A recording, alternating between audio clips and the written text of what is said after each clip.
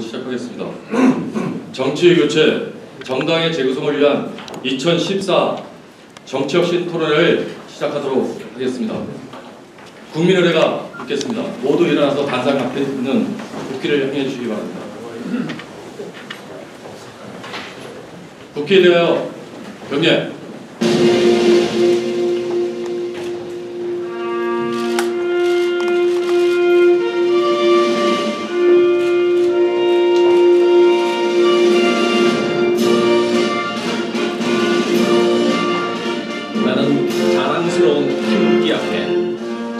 정의로운 대한민국의 무궁한 영광을 위하여 충성을 다할 것을 굳게 다짐합니다.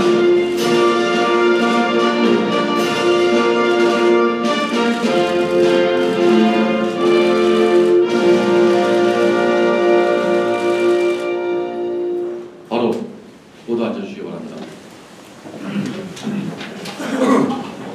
이번 토론회는 정치교체, 정당 재구성을 위한 혁신 준비 모임에서 주최를 하는 토론회입니다.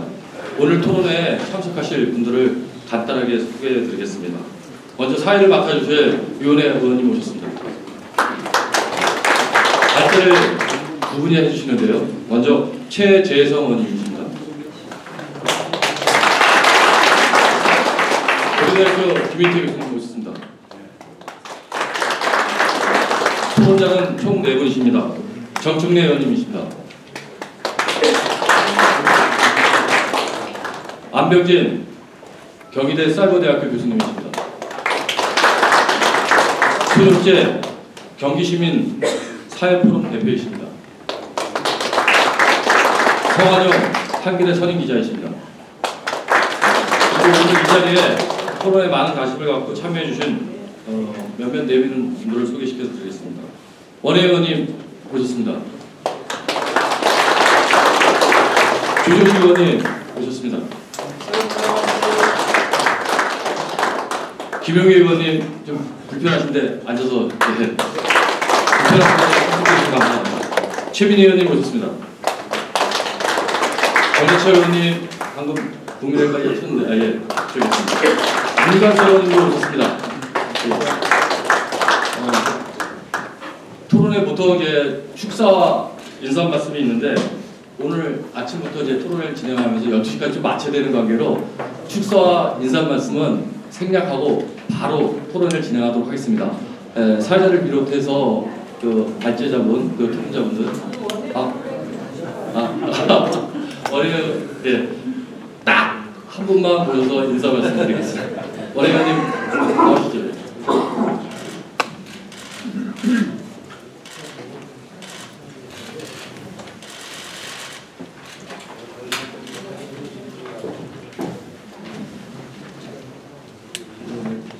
설 명절 며칠 안 남았습니다. 명절 잘 쓰시고 새해 복 많이 받으시기 바랍니다. 새해를 맞이해서 새로운 희망의 단초를 만들기 위한 국민들이 모여서 오늘 이 자리가 이루어진 것 아닌가 생각을 합니다. 안철수 신당의 흐름이 지금 가속을 내는 것 같습니다. 저는 안철수 신당의 등장은 우리 학교 전체에 좋은 활력이 될 수 있다고 봅니다. 안철수 의원이 표방하는 새정치의 내용이 무엇인지 구체적으로 정책으로 또 사람으로 안철수 신당은 이제부터 보여주는 본격적인 과제를 안고 있다고 봅니다. 이제 우리 민주당에게 있어서도 혁신은 더 이상 미룰 수 없는 과제로 절실하게 다가온다고 생각합니다. 그리고 그 혁신의 가장 밑바닥에 기득권을 버리는 것이 있다고 봅니다. 기득권을 버리는 것으로부터 민주당의 혁신이 출발하고 또 그것이 국민에게 관심과 지지를 받을 때 우리 야권은 더 풍부하고 또 시민과 더 결합된 그러한 내용과 기반을 가진 그 발전적 과정으로 작용할 거라고 생각합니다. 사실 혁신을 하는 데 있어서 어려움이 꼭 기득권을 버리지 않으려고 하는 그런 수구적 태도 때문뿐만이 아니라 무엇을 하는 게 정말 참된 혁신이다. 또 어떻게 하는 것이 가장 효과적인가 하는 것에 대해서 컨센서스가 쉽지 않기 때문에 혁신의 진전이 어려운 점이 있습니다. 아마 그런 점에서 어떤 누구보다 더 많이 더 깊게 고민해온 분들의 지혜와 또 여러 가지 그 고민들이 쌓여서 결국 우리 민주당의 혁신의 방향과 또 양과 질을 결정할 거라고 봅니다. 오늘은 아마 그 첫 걸음으로서 이 혁신에 대해서 많은 준비를 하고 고민해온 분들의 혁신 방안 그리고 또 더 근본적으로 왜 혁신이 필요한가 혁신을 더 이상 우리가 지체할 수 없는 전체절명의 상황 인식도 공유하는 좋은 기회가 됐으면 좋겠습니다. 오늘 이 자리에서 만들어진 희망이 민주당과 우리 진보 세력에게 새로운 활로를 주는 좋은 자극제와 또 계기가 되기를 희망합니다. 고맙습니다. 네, 원장님 감사합니다. 방금 또 오신 의원님들 소개해드리겠습니다. 김계명 의원님 오셨습니다. 신하경 의원님도 참석해 주셨습니다. 그럼 바로 토론회를 진행하도록 하겠습니다. 사회자분 공교사분 아까 인사합니다. 예, 토론자분하고 그 발제자분들은 단상 앞으로 와주시기 바랍니다.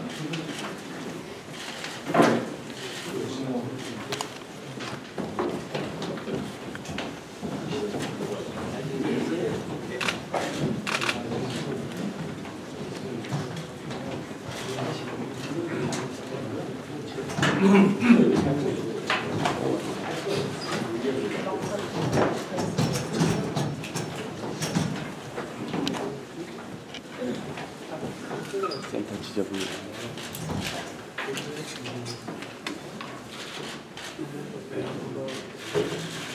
예, 오늘 2014 정치혁신 토론회 사회를 맡은 이문혜입니다. 먼저 인사드리겠습니다.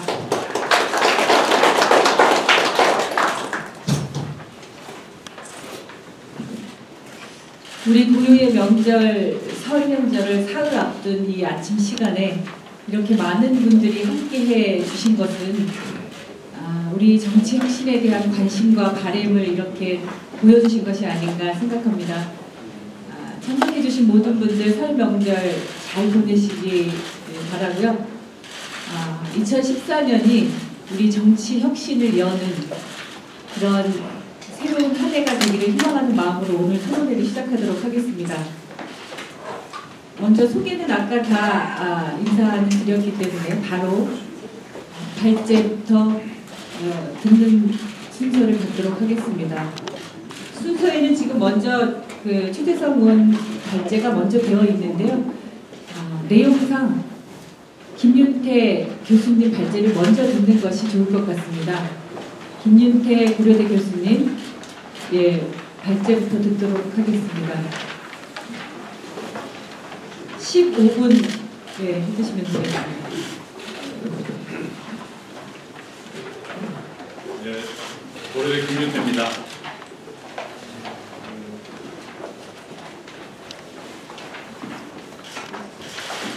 수가 두 번째 했는데 첫 번째 하라고 그러니까 앞에 있는 내용이 사실은 더 중요한 내용인데 제가 먼저 해서 좀 다른 분들 관심을 좀 부산시키는 게 아닌가 약간 걱정됩니다. 그러나 제가 오늘 토론회 발제를 부탁받은 내용은 한국의 새로운 어떤 정치 혁신 과제를 어떤 방향으로 하면 좋을까 그런 주제인데요. 사실은 설이 며칠 안 남았지만 많은 경우에 새 벽두에 어떤 새로운 어떤 아이디어를 발표하는 건 상당히 중요한 의미가 있는 것 같습니다. 특히 정치권에서야말로 올해 큰 지방선거를 앞두고 어떠한 의제를 국민들 앞에 던지느냐, 선을 보이느냐 이런 건데, 우리 오늘 이 자리에 모신 민주당의 혁신 모임 의원님들께서 국민들에게 새로운 비전이나 전략을 보여줄 수 있는 기회가 되기를 드리겠습니다. 사실 역사는 지나고 나서 보면 그 시대가 얼마나 중요한지 알게 되는데 그 당시 시점에도 잘 모르는 경우가 많습니다. 실제로 4.19 혁명이 나기 전에 그 이승만 정부 때 많이 썼던 말 중에 하나가 이제 뭉치면 살고 흩어지면 죽는다. 이 우리나라 한국 사실 보수주의의 가장 중요한 모토 중에 하나입니다. 물론 이미 이제 해방 직후에 이승만 대통령이 우리 한국의 보수파들을 결집시키기 위한 구호이기도 했지만 지금까지도 사실은 우리 한국의 보수주의는 특별한 어떤 가치나 이념 없이도 잘 뭉칩니다. 지금 뭐 새누리당도 다양한 그런 우여곡절이 있었지만 선진당과도 합당을 하고 과거에 상당히 갈등 가운데 있었던 정치인들도 사실 하나로 좀 결집한 양상을 보이고 있습니다. 그러나 민주당이나 야권은 상당히 지금 선거를 앞두고 어려운 시기에 있습니다. 일단은 정당도 여러 가지 갈라져 있고 또 당내에서도 여러 가지 의견 차이들이 당 밖으로 드러나는 것처럼 보이고 있습니다. 그때 사실은 4.19 혁명을 앞두고 민주당에 내세웠던 구호는 여러분 잘 아시겠지만 못 살겠다 갈아보자 했습니다. 저는 지금 야권도 마찬가지로 역사적인 교훈을 얻을 필요가 있다고 보는데 정말 우리나라 국민들이 지금 뭘 절실히 원하고 있는가, 그 야권이나 민주 진보 세력들이 정말 우리나라 국민을 위해서 대변해야 될 가치나 이념이 무엇인가, 여기서부터 저는 출발점을 찾아야 된다고 봅니다. 그런 점에서 본다면 저는 아쉽게도 지난 대통령 선거 이후에 민주당 내에서 대통령 선거의 패배의 원인이 뭐고 앞으로 새로 나아가야 할 방향이 뭔지에 대해서 좀 진지한 성찰과 좀 논의의 기회가 좀 적지 않았나, 그런 아쉬움이 있습니다. 곧바로 이제 박근혜 정부가 여러 가지 국정원 댓글 사건을 은폐하려는 그런 기조에 의해서 민주주의가 상당히 위기에 처했다, 이런 국민적인 공분을 대변해서 민주당이 많은 역할을 했습니다. 그러나 실제로 야당은 단순하게 정부의 실정을 비판하는 것만이 아니라 뛰어넘어서 새로운 어떤 대안을 제시하는 그런 역할을 해야 된다고 봅니다. 그런 면에서 오늘 토론회는 정치혁신이라는 중요한 주제를 다루고 있다는 큰 의미가 있다고 보고요. 그래서 저는 첫 번째 제 글의 내용은 상당히 길게 되어 있습니다만 간단하게 말씀을 드리면, 첫 번째 제가 말씀드리고 싶은 것은 현재 한국 정치, 특히 진보 민주 세력의 정치에서 크게 두 가지 경향이 나타나고 있다고 봅니다. 상당히 어쩌면 걱정스러운 면이긴 한데 저는 회고의 정치와 절망의 정치 이렇게 표현했는데, 다시 말하면 이명박 박근혜 정부에 이르기까지 이 보수 정부들이 상당히 이념적으로 상당히 경도된 그런 정책들을 지금 추진하고 있습니다. 그러다 보니까 우리 민주진보 세력에서는 과거에 김대중 노무현 정부 때 했던 정책이 옳았다, 그 정책으로 돌아가야 된다, 그 정신을 잊지 않아야 된다, 이런 경향도 있습니다. 약간 영어로 표현하면 약간 노스탈자 같은 정서도 있습니다. 그러나 저는 거기에는 상당한 우리가 중요하게 생각해야 놓치는 점도 있다고 봅니다. 다시 말하면 왜 김대중 노무현 정부 때 민주주의나 복지나 통일에 큰 업적을 남겼음에도 불구하고 왜 대통령 선거에 졌느냐, 또 왜 민주진보 세력의 지지자들이 민주당을 지지하지 않았느냐에 대한 철저한 반성이 빠져 있는 겁니다. 그런 다양한 원인을 평가할 수 있겠지만 저는 가장 중요한 것은 우리 사회에 심각한 불평등이 심하다고 봅니다. 물론 일찍이 노무현 대통령께서도 양극화라는 표현을 쓰고 상당히 우려를 했지만 실제로 이 원인을 냉철하게 분석하고 이거에 대한 해법을 제시하는 데는 저는 성공하지 못했다고 봅니다. 물론 시야를 좀 넓게 보면 우리나라만이 아니라 전 세계적인 차원으로서 노동시장에서의 소득 불평등이 심각해지고 있고 사회의 어떤 불평등은 아마 1930년대 대공황 이후 최고의 수준에 달하고 있습니다. 그래서 과거에는 민주당을 지지하는 유권자들이 훨씬 투표율이 높았습니다. 왜냐? 민주당을 지지함으로써 자신의 삶이나 사회의 변화들을 이룰 수 있다는 기대를 갖고 있었기 때문에 그렇습니다. 그러나 최근에는 저소득층일수록 심지어는 민주당의 전통적인 지지인 호남 유권자들도 투표율이 과거보다 높지 않습니다. 다시 말해서 투표를 통해서 또는 정치를 통해서 세상을 바꾸려는 기대들이 점점 약화되고 있는 겁니다. 저는 그래서 지금 시점이야말로 김대중 대통령, 노무현 대통령이 유산을 단순히 계승하는 것이 아니라 그것을 뛰어넘는 새로운 진보적인 대안이 있어야 된다고 봅니다. 왜냐? 바로 21세기는 새로운 어떤 사회적인 환경이 과거와는 다른 변화들이 있었다는 것을 우리가 직시해야 하기 때문에 그렇습니다. 간략하게 새로운 환경이 중요한 요점만 말씀을 드리면 먼저 세계 경제 통합, 금융위기를 발생시킬 정도로 세계 경제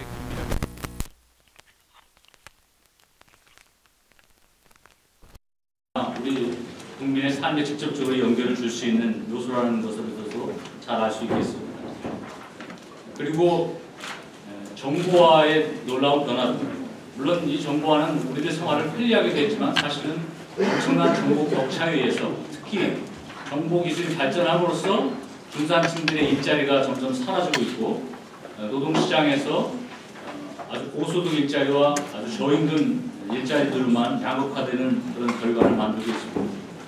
또 나아가서는 뭐 인구 고령화나 기후 변화들도 과거에 우리가 심각하게 생각하지 않았던 문제입니다. 그래서 저는 과거에 우리가 가져왔던 어떤 진보적이고 중요한 가치들을 계속 계승하면서도 새로운 시대에 맞는 그런 가치나 전략의 변화들이 있어야 된다고 봅니다. 그래서 제 글에서는 주요한 가치로 세 가지로 말씀을 드렸는데요. 첫째, 사회의 정의입니다. 이거는 또 정의라는 말은 국민들에게 좀 약간 잘못 이해되는 경우도 있는데 제가 그 앞에 사회라는 말을 붙였다는 것은 반드시 이 한 사회가 제대로 통합이 되고 운영이 되기 위해서는 사회적인 평등을 유지해야 된다는 의미입니다. 물론 자본주의 경제에서 일정한 정도의 소득 불평등은 불가피할 수 있습니다. 그러나 가난한 사람들이 자식이 아파도 병원에 갈 수 없고 또는 부자들이 가는 학교와 가난한 아이들이 가는 학교가 다르다면 그건 사회적으로 정의로운 가치들이 실현되는 것이라고 볼 수는 없습니다. 이런 사회적인 불평등과 맞서 싸우는 새로운 진보적인 가치들이 재정의되어야 된다고 보고요. 그다음에 민주적인 가치들은 우리 민주당이 오랫동안에 추구했던 가치지만 지나치게 어떤 형식적인 민주주의나 대의민주주의, 특히 다수결 원칙에 사로잡힌 면이 많습니다. 물론 노무현 정부 때 참여민주주의의 가치들이 많은 관심을 일으켰지만 최근에는 우리 한국 정치의 새로운 혁신을 위해서 합의민주주의의 그런 가치들이 많은 관심을 끌고 있습니다. 여야가 의석수로만 가지고 대결하는 것이 아니라 충분한 심의나 수기의 과정을 거치는 것을 중요하게 보는 거죠. 또 그러기 위해서는 선거제도도 좀 더 비례대표들을 확대하고 국회 내에서 충분한 심의의 절차들을 강화하는 것도 의미가 있겠습니다. 물론 최근에 국회 선진화법으로 인해서 그런 절차들이 일부 도입되긴 했습니다만 아직도 국회가 국민의 갈등을 풀어주는 정치를 실현하는 것이 아니라 오히려 국민의 갈등을 증폭시킨다는 그런 문제 정치적 받고 있는데 합의민주주의 요소들이 좀 더 한국 정치 개혁이 중요한 가치로 부각될 필요가 있다고 봅니다. 그래서 저는 이것을 아울러서 포용 민주주의라고 표현했고요. 그 다음에 세 번째로는 국가나 시장이 모든 우리 한국 정치 문제를 해결해 줄 수 있을 것이라고 보는 시대는 이제 지났다고 봅니다. 과거에는 대통령이나 청와대나 국가가 모든 걸 해결한다든지 아니면 뭐 일찍이 노무현 대통령께서는 이제 권력이 시장으로 넘어갔다고 그랬는데 시장이 다 해결했던 시대는 지났다고 봅니다. 사실 시장도 냉정하게 보면은 많은 소비자들이나 이해관계자들이 시장에 위치하고 있는 것은 아닙니다. 시장에서는 사실은 그 정점에 있는 대기업들의 힘들이 아주 강력하고 우리 한국 사회는 시장에서의 재벌의 지배력들이 아주 강합니다.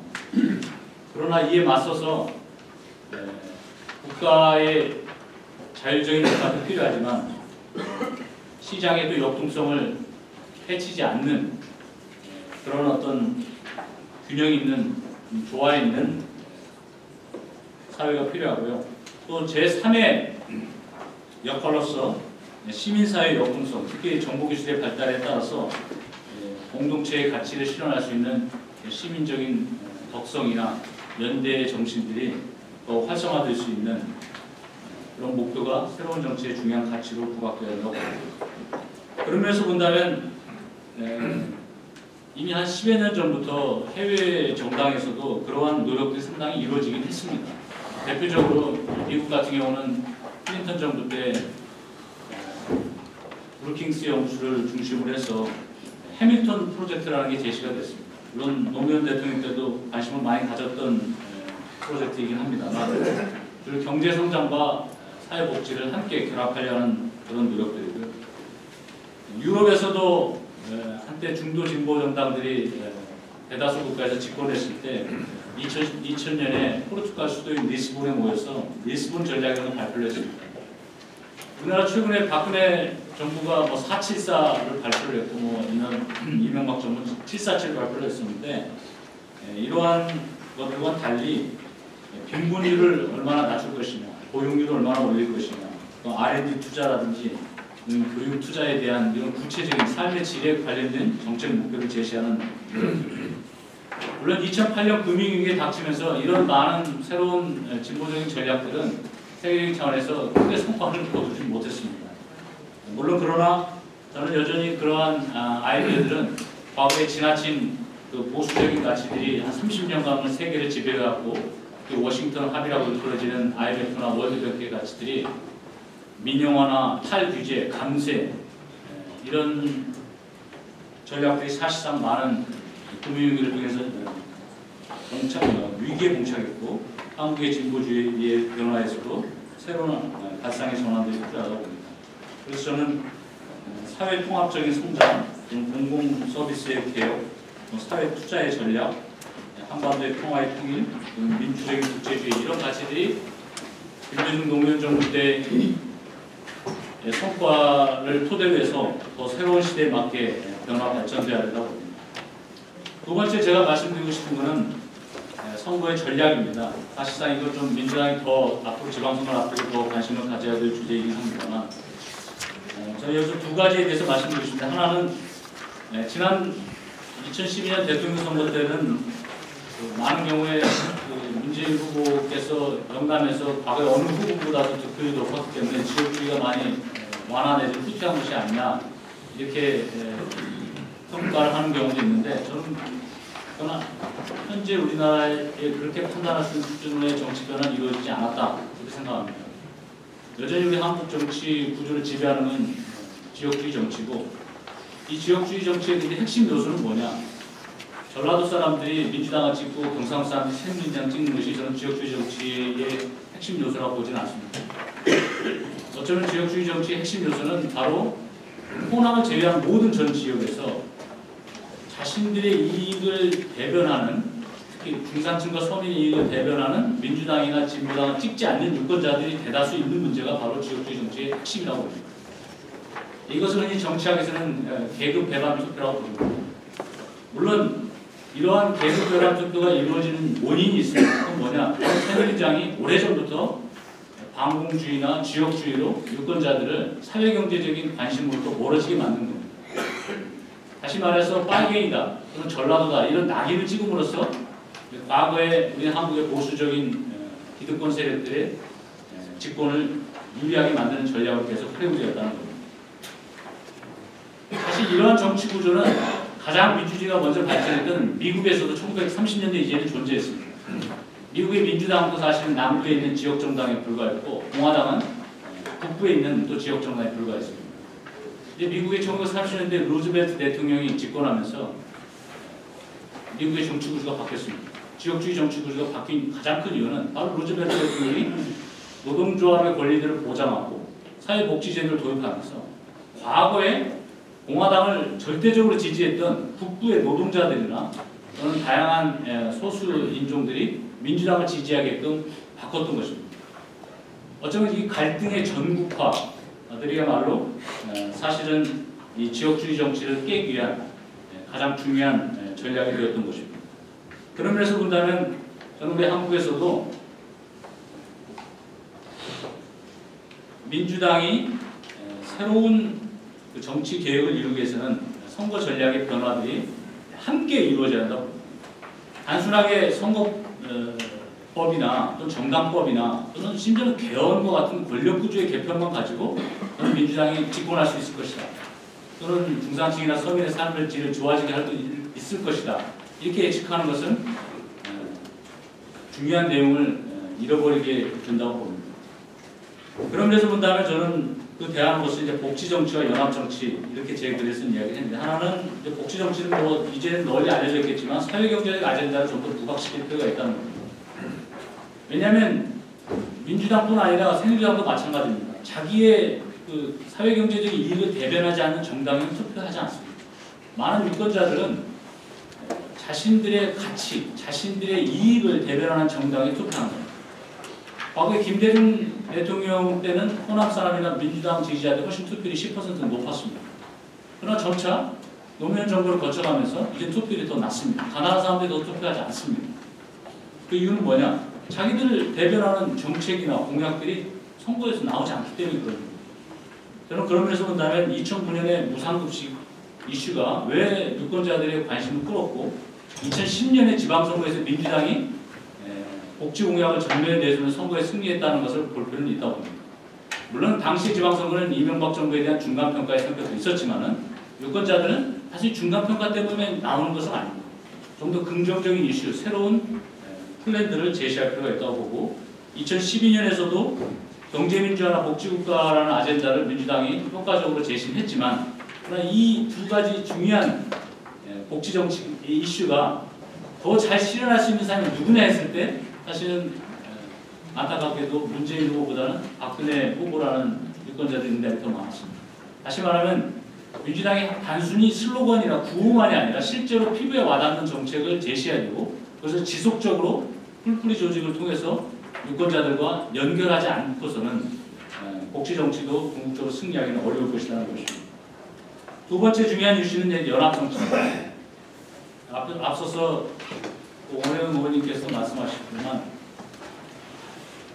저는 안철수 신당의 등장에 대해서 민주당이 애써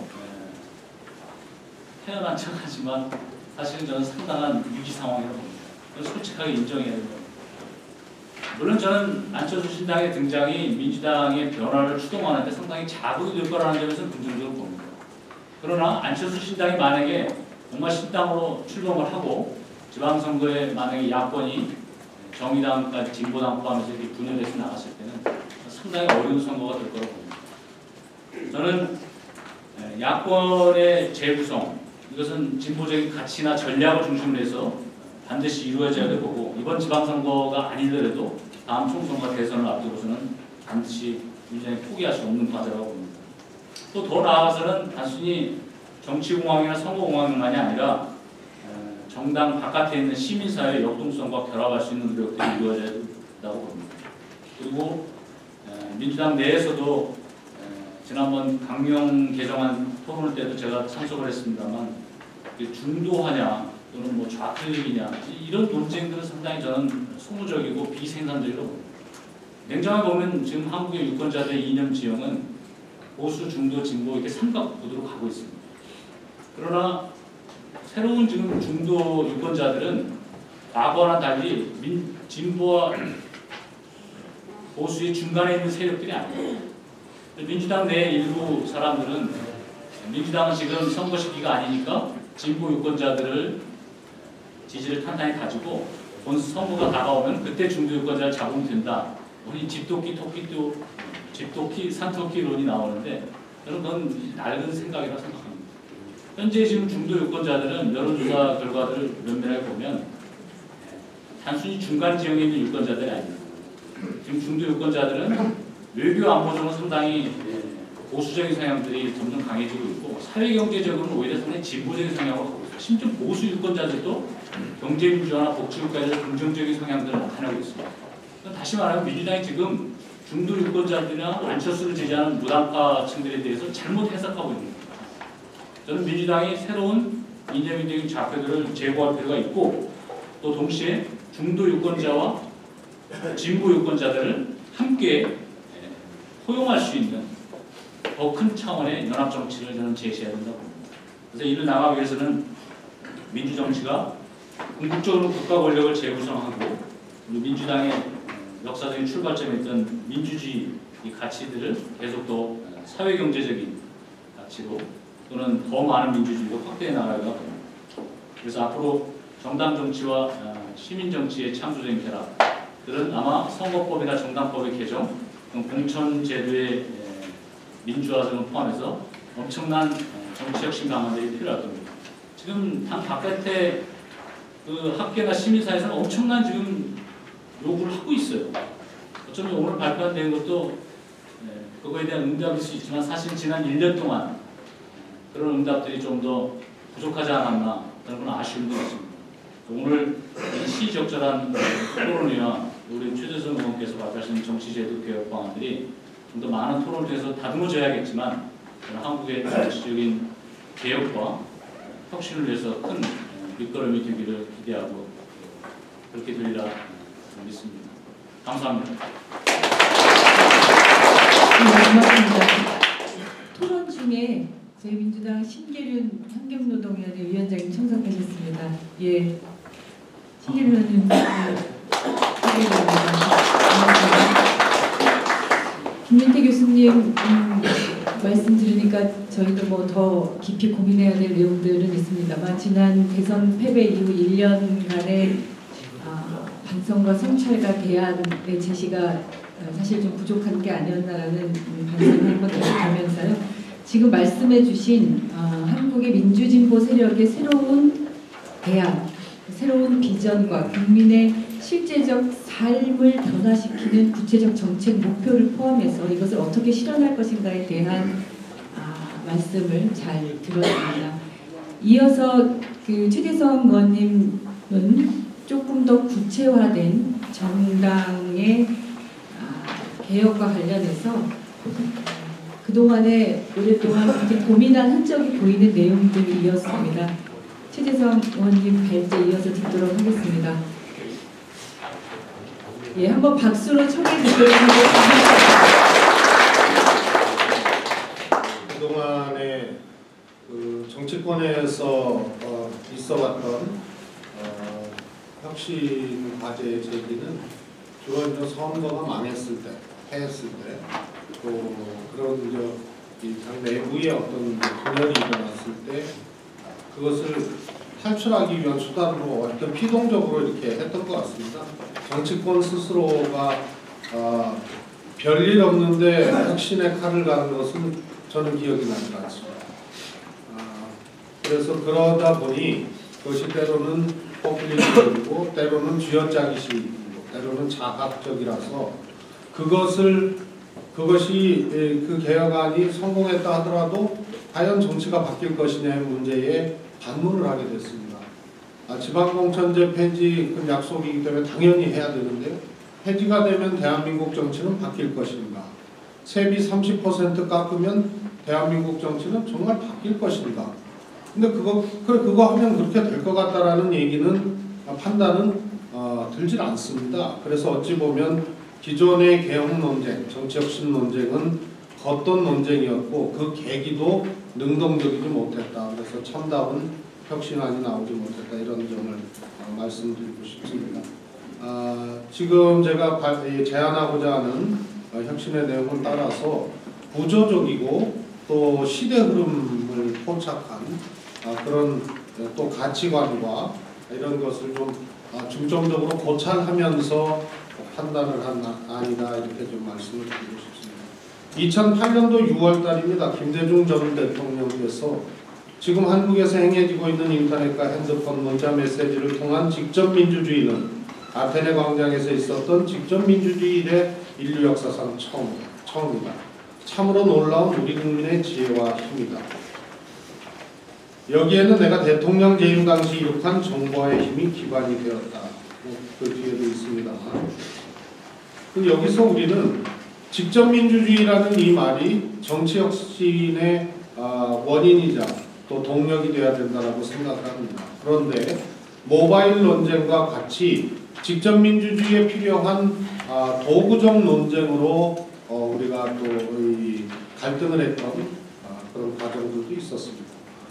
또 김대중 대통령의 이 말씀을 분리해서 보면요, 한국에서 행해지고 있는 인터넷과 핸드폰의 문자 메시지를 통한 직접민주주의, 이 구절에만 주목을 한 것 같습니다. 그런데 그 뒤에 참으로 놀라운 우리 국민의 지혜와 힘이 있다 이런 말씀을 했거든요. 따라서 도구적 논쟁과 직접민주주의를 실현할 수 있는 내용적 문제, 그 다음에 주체의 문제, 이런 문제를 균형 있게 봐야 된다는 것을 김대중 대통령의 2008년 메모에서 포착하게 됩니다. 안철수 의원이 추진하고 있는 이 새정치신당에는 따라서 동기의 새로움, 또 가정의 새로움, 또 결과의 새로움을 만들어내야 새정치신당의 평가를 긍정적으로 좀 받을 수 있다고 보는데 이 점에서 아쉬운 점이 있다고 생각을 합니다. 동기를 저는